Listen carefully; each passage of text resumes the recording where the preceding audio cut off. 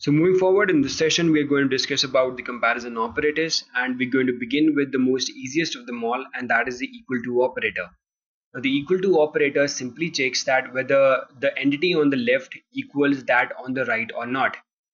And the second operator is the not equal to operator, and it simply checks whether the entity on the left equals that not equals to on the right or not. So third one is greater than symbol, and it checks that the entity on the left is greater than on the right or not.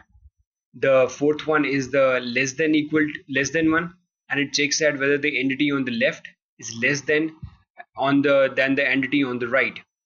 So the next four conditions are simply the combination of the previous four which we discussed. So the fifth one is greater than equal to, and it checks that whether the entity on the left is greater than or equal to the entity on the right or not. So the third last one is the whether entity on the left is less than equal to on the right or not. And the second last is that whether the entity on the left is not less than the entity on the right. But last but not the least, uh, this operator checks that whether the entity on the left is not greater than the entity on the right or not. So I know it's a lot of typical typical SQL jargon that we have discussed, but we're going to see some really good examples for all of these things, and let's see if you're able to clear our doubts or not. So this is a MS Access, and I have prepared up a typical table as usual for our analysis. And what I'm going to see in the first query is that whether I'm going to select all the rows from my table paycheck where salary equals 98067. Now there is just one row in my whole table for salary where the value is 98067. So the moment I will run it, this salary equals to 98067 is going to turn out to be true only for one row, and this is the only row where it is going to be returned in my results. So let's try running it. So there you go, we have just one row with the values for a salary as 98067, and they have been returned.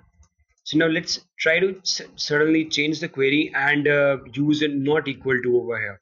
So when I will use a not equal to sign over here, it is going to go to this table into this salary column, and then one by one going to check all the values, and only those values would be returned where the salary does not equals to 98067, and which is probably going to be the rest 10 values then the second value. And let's try checking the by running the query. So there you go. So we have 10 values returned to us except for the second one, which where the salary value equal to 98067. So let's now move forward and move forward to the greater than symbol over here. So again, if I try to subset the table by using salary greater than 98067, it is going to look into salary column again and is going to return me only those rows where salary is greater than 98067. So let's try running this.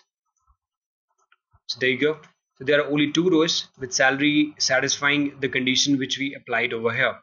Now if just right now we would have included an equal to sign over here where salary is greater than equal to 98067, when we're going to run this query, it is going to include the row in which salary equal to 98067 also. So just try looking at this query again. So we wanted only those rows where salary either equaled or was greater than 98067. So this is what we get.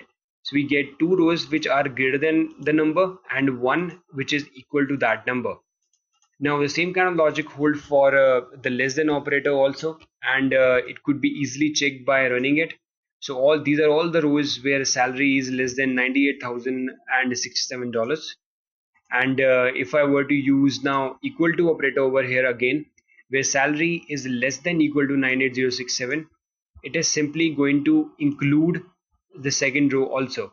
So all of these rows are less than $98,067 except for this one which is equal to, and this is what we selected in the where clause also. So this was all about the comparison operators used in SQL. So hope you enjoyed the session. Thank you for watching.